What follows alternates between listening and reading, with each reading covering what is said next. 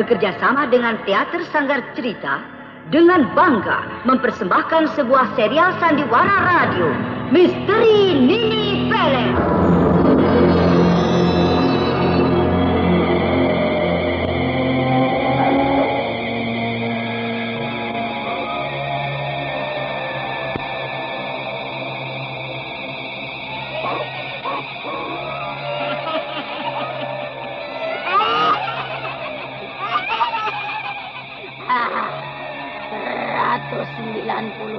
Sudah. Aku mendapatkan korban-korban yang aku butuhkan. Dan kini, korban terakhir sudah ada di tanganku. Sebentar lagi, jasadku yang terkubur beratus-ratus tahun lamanya akan bangkit kembali dalam wujud manusia siluman ular.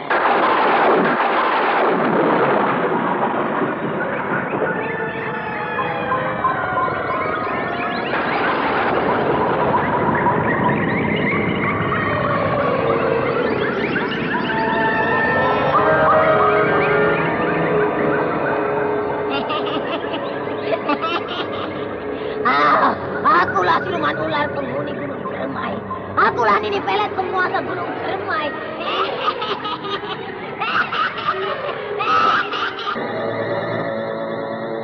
Misteri Nini Pelet kali ini mempersembahkan episode dengan judul Pertarungan Mistik. Naskah disusun oleh Ari Hidayat. Teknik dan montase Moka Metal. Dengan sutradara Dian Pertiwi.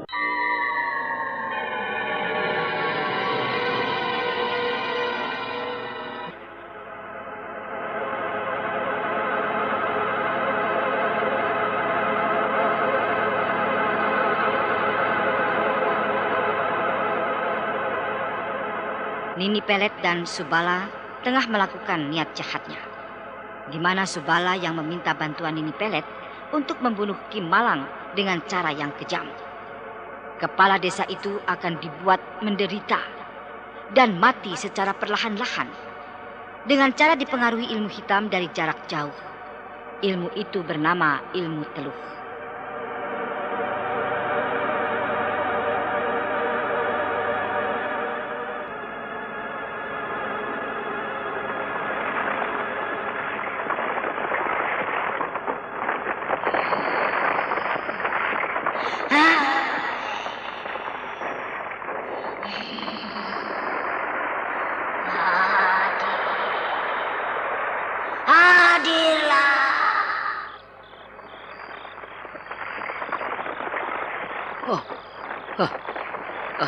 Kamar ini bergetar-getar.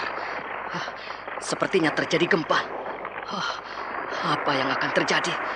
Aku takut sekali. Muncul!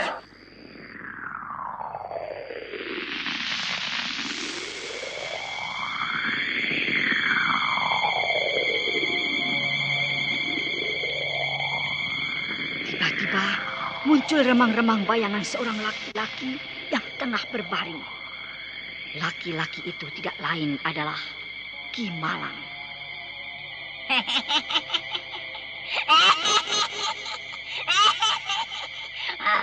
Lihatlah Subala. Apakah laki-laki itu yang kau maksudkan? Apakah dia yang bernama Ki Malang, kepala desa itu? Benar, Nek, benar. Rupanya nenek bisa juga melakukan hal yang sama seperti Nyi Larang. Kurang ajar. Kau menghinaku. Kau pikir hanya Nyi Larang saja yang sanggup melakukan semua ini dengan ilmunya. Aku juga bisa. Dan ilmuku bernama ilmu teluh. Tapi ilmuku lebih ampuh. Kau jangan menghina. Kau lihat saja nanti.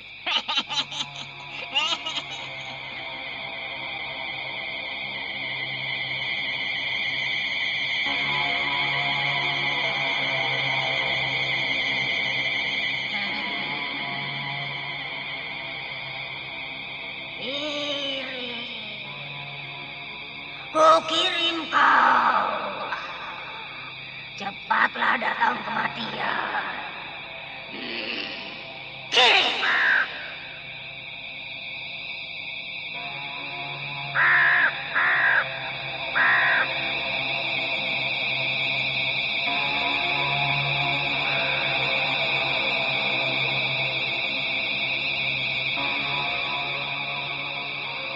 Sementara itu, di rumah Ki Malang,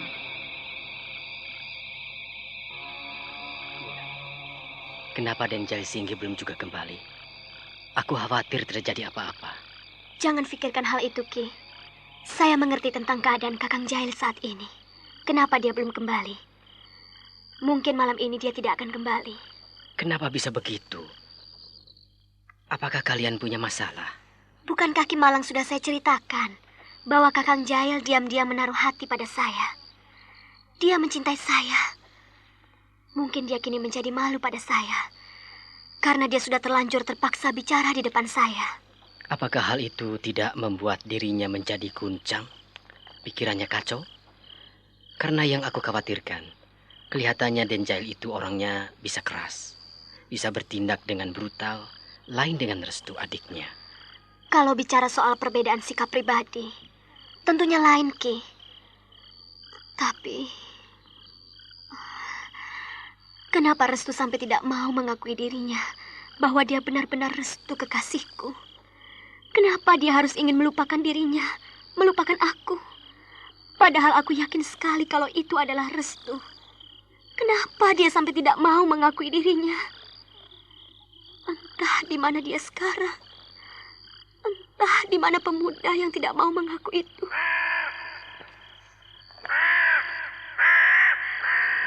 Oh, suara burung. Suara burung apa itu?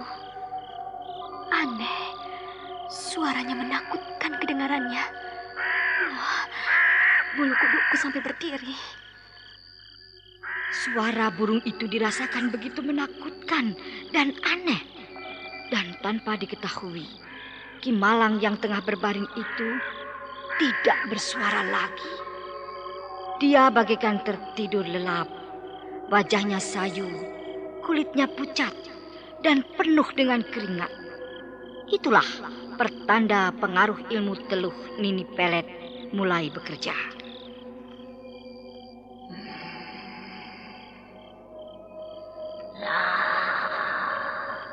Terlelaplah, nyenyaklah kau, tidurlah kau.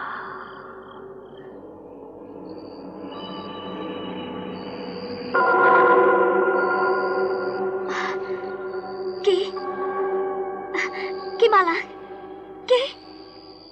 Oh, dia seperti pingsan. Ki Malang, Ki. Aneh, kenapa tiba-tiba saja Ki Malang tertidur lelap? Dia seperti pingsan.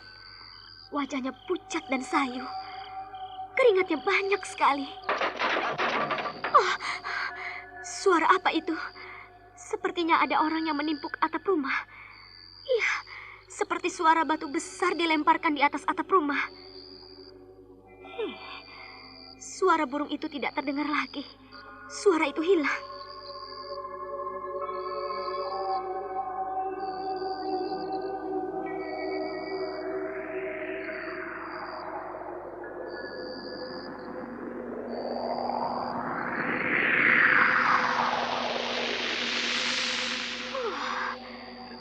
Seberkas sinar merah masuk ke tubuh Ki Malang.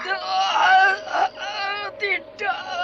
Oh, Ki Malang. Oh, kenapa kau? Ki Malang. Aduh, pusing sekali. Aduh. Kenapa kau, Ki? Ki Malang, tenanglah. Oh, kenapa bisa begini? Tenanglah, Ki.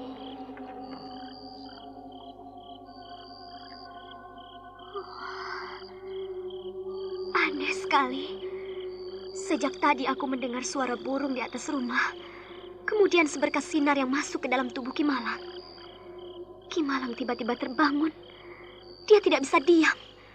Seolah-olah kepalanya itu benar-benar dirasakannya pusing sekali. Dan kini dia kembali tenang dan tidur bagaikan tidak sadarkan diri. Benar-benar aku tidak mengerti. Apa sebenarnya yang telah terjadi dengan diri Ki Malang itu? Sepertinya aku curiga ada orang yang ingin berbuat jahat pada dia.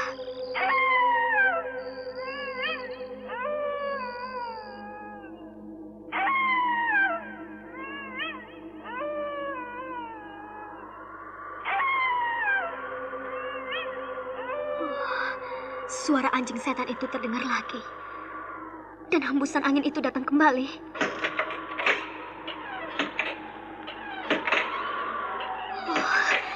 Jendela kamar itu terbuka terkena hembusan angin. Kencang sekali hembusan angin itu. Aku akan menutupnya kembali.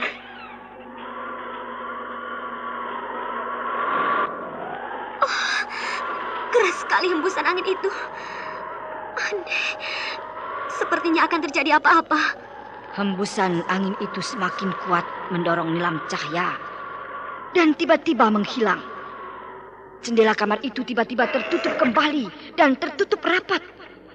Suasana kembali tenang, sunyi, mencekam.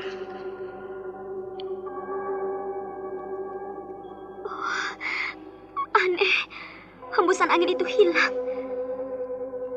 Dan jendela kamar itu tiba-tiba tertutup kembali. Apa sebenarnya akan terjadi di tempat ini? Aku khawatir sekali.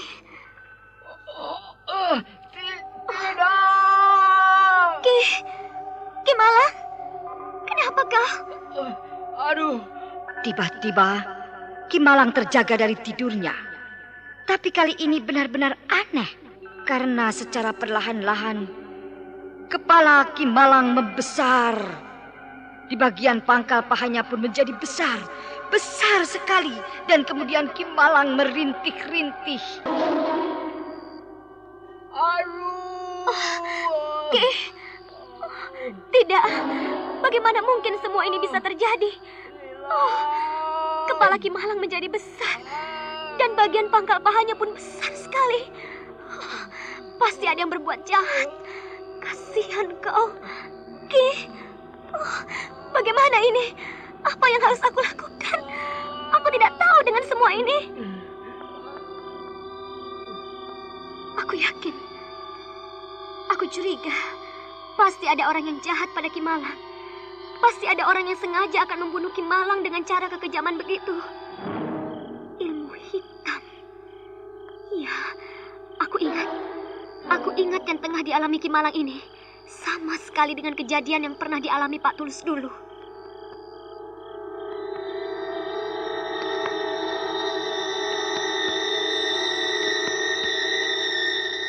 Sementara itu di kamar Nyi Larang.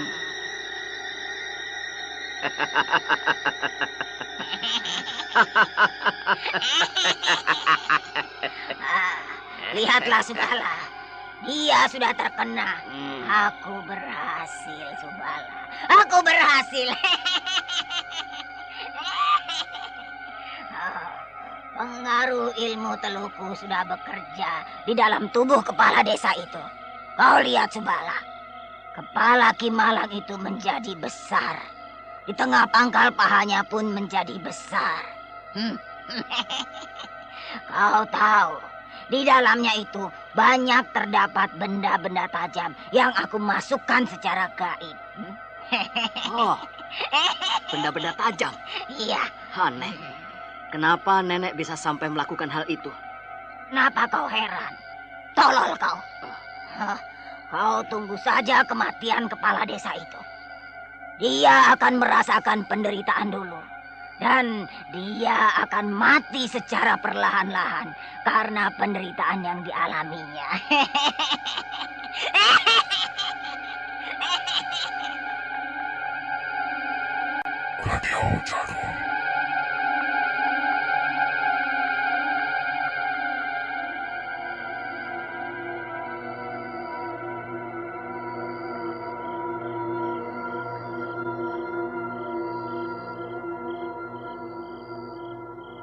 Sementara itu di warung Pak Tulus, seorang laki-laki tengah duduk seorang diri. Mudah-mudahan pemuda buta itu memang bukan Restu Singgih. Mungkin dia memang mirip dengan keadaan diri Restu Singgih. Karena dengan begitu, aku tidak ada penghalang. Aku bebas melaksanakan maksud-maksudku untuk memiliki Nilam. Gadis itu harus jadi milikku. Aku benar-benar sudah jatuh hati. Sayang, warung ini tidak ada arang. Kebiasaanku, jika aku sedang menghadapi persoalan yang bikin pusing otakku, aku sering minum arak. Wah, gembel sekali warung ini. Oh, Nilam, kau benar-benar cantik. Kau harus menjadi milikku. Kau harus menjadi milikku. Oh, Nilam, aku jatuh cinta kepadamu.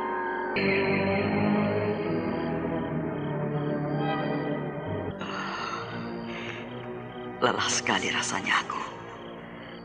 Di mana aku saat ini? Suasananya terdengar seperti sudah malam.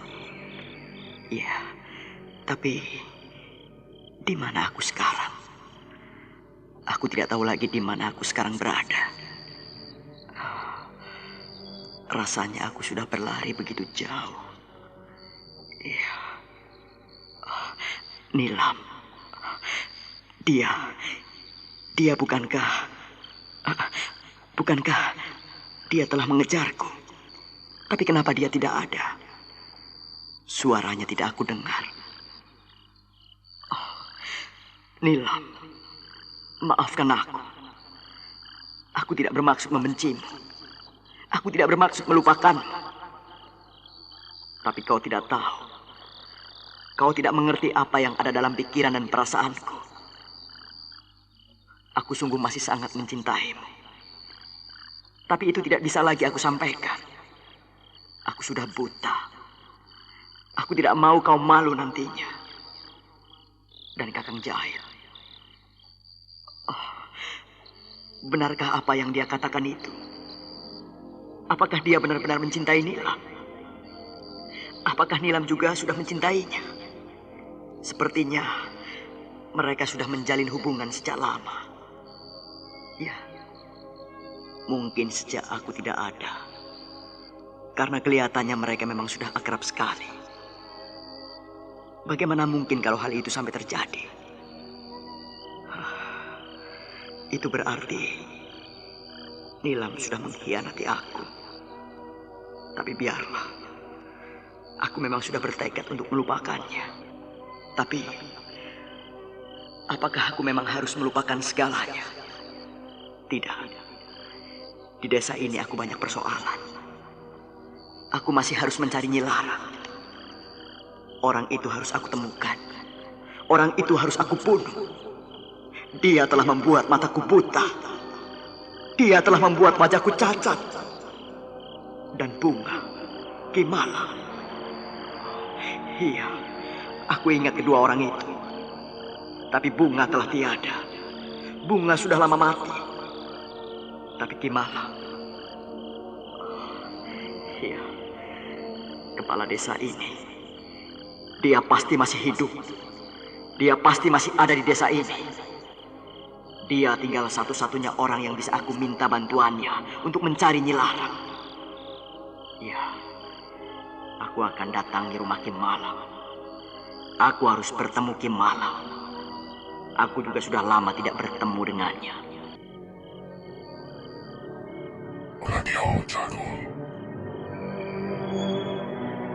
Sinar Kalajengking.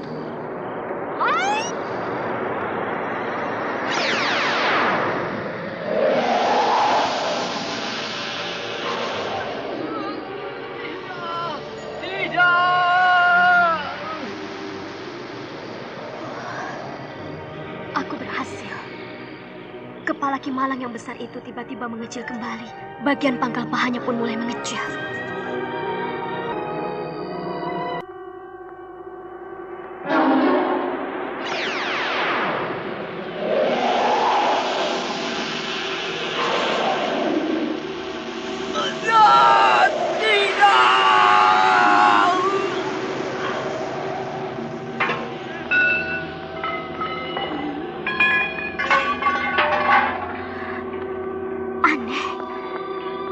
Dari pangkal paha Kimalang, banyak keluar pecahan gelas, pisau karat, dan jarum-jarum kotor. Aneh sekali. Nilam Cahya keheranan. Dan ketika dia akan mengembalikan sinar biru ilmu Kalajengking itu ke kekuatan asalnya, tiba-tiba sinar biru itu bagai berhenti dan sulit meresap kembali ke dalam tubuhnya. Dan bersamaan itu, dari dalam tubuh Ki Malang muncul seberkas sinar merah. Sinar itu melompat dan masuk ke dalam tubuh Nilam Cahya.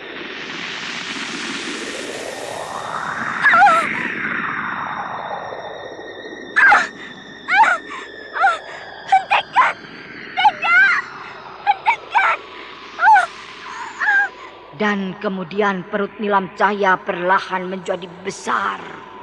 Bersamaan itu pula di rumah Nyi Larang.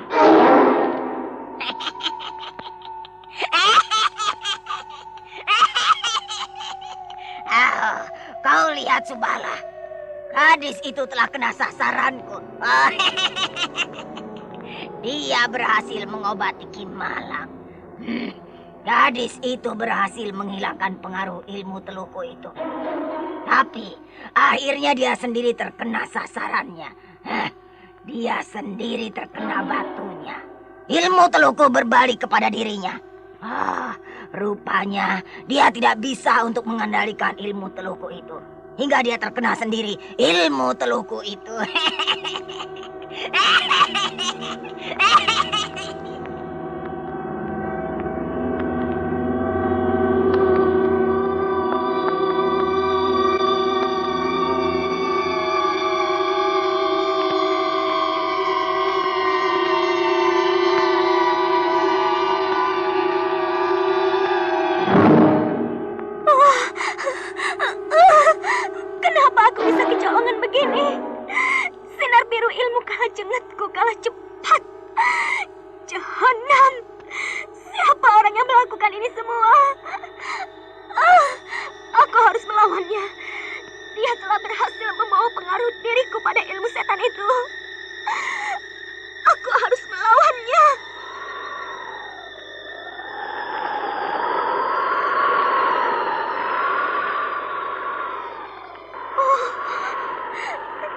Tiba-tiba datang angin.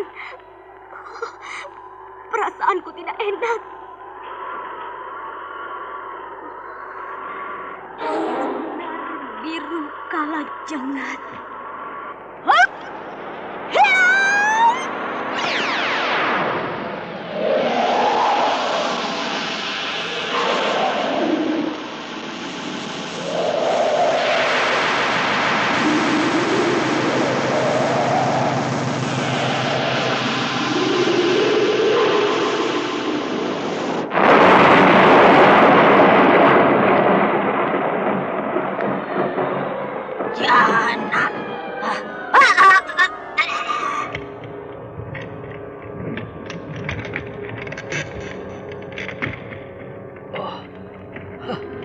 Apa yang terjadi? Gelap sekali kamar ini. Kenapa ruang kamar ini bagai terkena gempa? Sepertinya kamar itu akan runtuh. Tadi aku dengar teriakan suara nenek siluman ular itu. Tapi kini suaranya tidak terdengar lagi. Tubuh Nyai dadanya membiru. Sepertinya bekas tembakan seberkas sinar. Tapi apakah nenek siluman ular yang ada di dalam jasad tubuh tanpa kepala itu masih ada?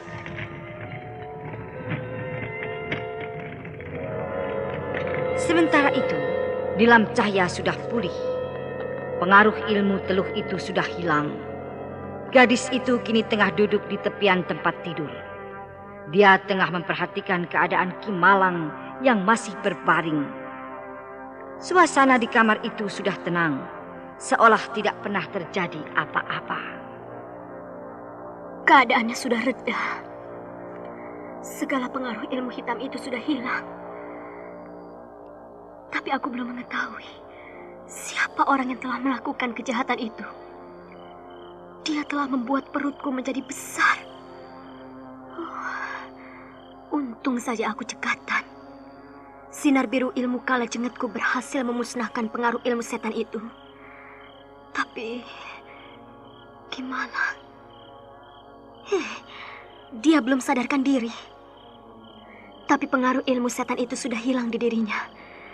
Keadaannya sudah normal kembali. Biarlah, aku tunggu saja sampai dia sadarkan diri.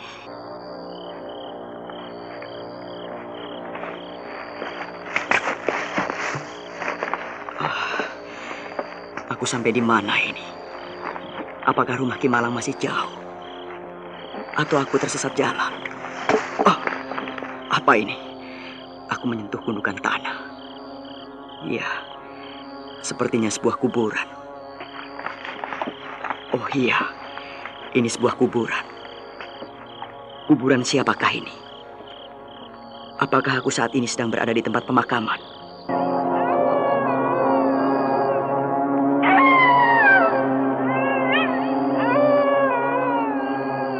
Kakang Restu. Kakang. Kau Bunga. Benarkah kau Bunga? Iya. Aku kenal suaramu, Bunga. Di mana kau, Bunga? Aku di depanmu, Kakang. Aku akan mengucapkan terima kasih pada Kakang. Kakang telah datang ke tempatku ini. Ini adalah kuburanku. Kakang Restu saat ini sudah berada di rumahku. Benarkah aku sudah sampai di rumahmu, Bunga? Rumah Ki Malang. Jadi, kuburan ini adalah kuburanmu? Benar, Kakang. Aku telah dikuburkan oleh ayah di halaman rumah ini. Aku senang Kakang Restu sampai ke tempatku. Bunga, aku sudah rindu sekali padamu. Aku sudah ingin bertemu denganmu. Peluklah kakakmu ini. Peluklah adikku. Jangan pergi kemana-mana lagi. Aku akan membawamu ke sebuah tempat.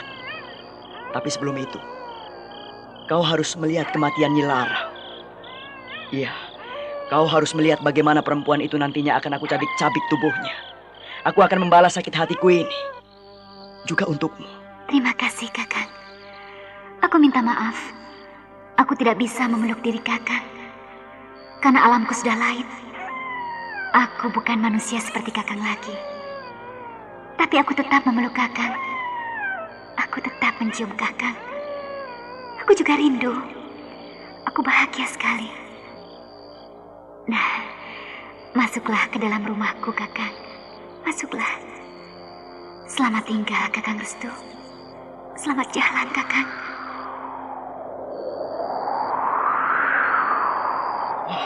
Bunga, Bunga. Sudah pergi, Bunga. Tenanglah di alam. Restu Singgih menangis. Setelah beberapa lama saatnya, pemuda itu perlahan bangun. Dia kemudian melangkah, meraba-raba. Dia tidak ragu lagi, karena dia sudah tahu kalau saat itu dia sudah berada di rumah Ki Malang. Restu Singgih yang langkahnya menyentuh tangga. Tangga itu dia ingat adalah tangga untuk naik ke teras rumah Bunga. Rumah yang berbentuk panggung itu. Restu Singgih terus naik, naik, dan naik. Pintu rumah. Iya, aku ingat. Aku sudah ada di teras rumah. Dan ini pintu rumah Ki Malang. Barangkali Ki Malang ada di dalamnya. Biar aku ketuk saja pintunya.